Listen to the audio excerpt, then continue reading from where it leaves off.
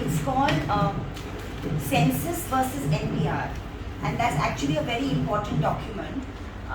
It's actually shows how this attempt to collapse the data collection between demographic data and biometric data creates a lot of legal and actual and real life confusions. So it's a very good reference document. And as I said in the initial stages itself, that the Census Act requires mandatorily every citizen to reply to certain questions, whereas the NPR is voluntary. So of course, eventually the government wants to have national identity cards, they have to all cooperate. But again, I'm saying that given the background in an aggressive manner in which the CAA, NPR, NRC is sought to be deviously linked chronologically, minorities targeted, especially the Muslim community, and it's going to make Dalits, migrant workers, etc. very vulnerable. It's very important that the National Identity Card exercise, which is the NRC All India exercise, which is the exercise under the Citizenship Act of 1955, and requires clearly the Registrar General to conduct it, and 14A of the Act and Rule 4.3 of the rules of the Act require that house-to-house surveys by persons who are commissioned by the Registrar General of India coming, taking the data, having your and my informed consent, collecting that data, giving you a chance to verify it, putting up a notice, and then eventually the taluka or the officer preparing a list of what they call citizens, citizens at that point of time. But it cannot be unilaterally done, and it can certainly not be done by seeding, according to us, other biometric data which is collected for a different purpose, the NPR. And let's not forget that between 2010 and 2015, a huge leap has happened between 23 odd point something crores to now 119 point something crores. The fact that the 2020 manual and the 2020 form of the Registrar General is not available on the RGI website. It will be available, it is available on the CJP website though, because we've got it and we've uploaded it. But we don't understand this shadow boxing that is going on with citizens, and it creates a lot of questions. There seems to be issues, there seems to be motives which are not transparent. Maybe we are wrong, but as citizens we need to know. And we are therefore asking that there should be full disclosure, full transparency, and a proper legal procedure applied as and when the government undertakes the exercise of getting our national identity card, which is under the Citizenship Act, the NRC and NPR. We cannot on the one hand say we are not doing it, and on the other hand do it from the back door. That is our only. We have the good fortune of having Senior Counsel Mr. Prashant Bhutran joining us in about 6 to 7 minutes. Before that, we have a senior colleague, Mr. Javed Anand from Indian Muslims for Secular Democracy, who is the convener, who will also say a few.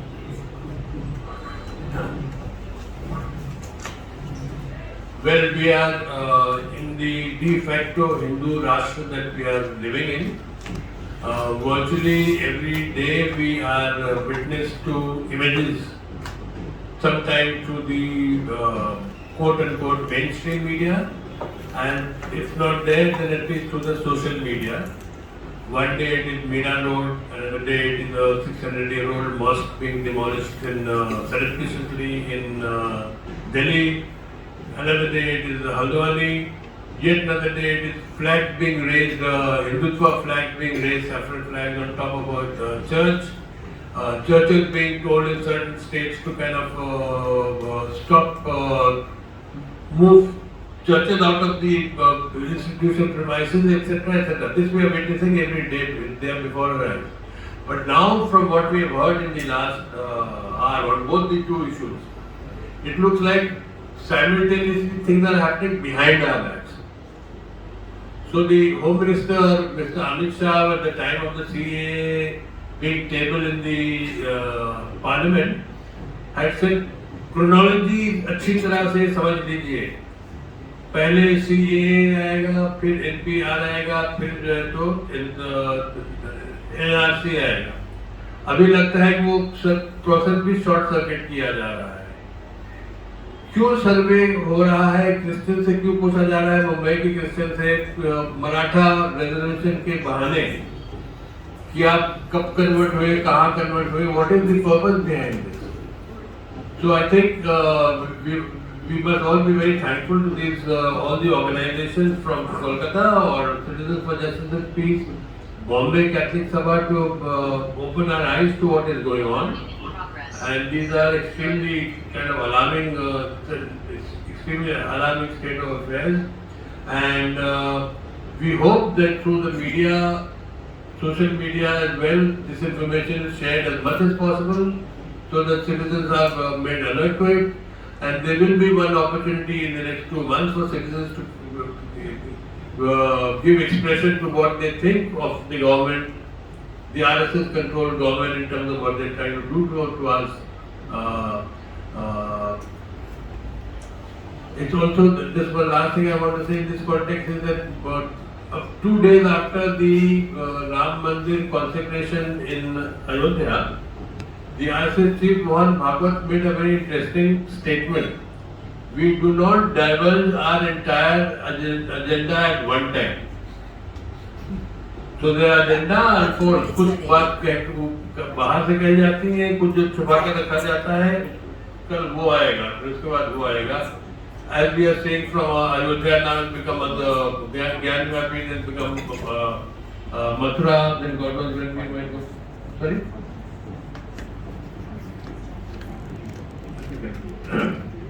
I could continue. I think there might be some questions that people might have in terms of what you have said and what Tisa has said. So that would be more important. Yeah, if you have any questions, in the meantime, while Mr. Bhushan will join us.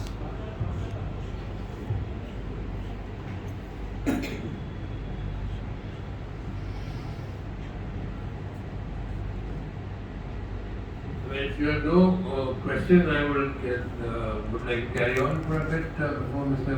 Bhushan joins us.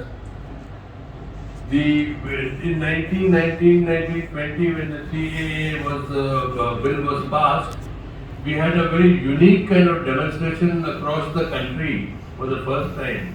What was among the most unique things was the participation of a very large number of women, Muslim women, who came out on the streets. Before this, never before this had this happened.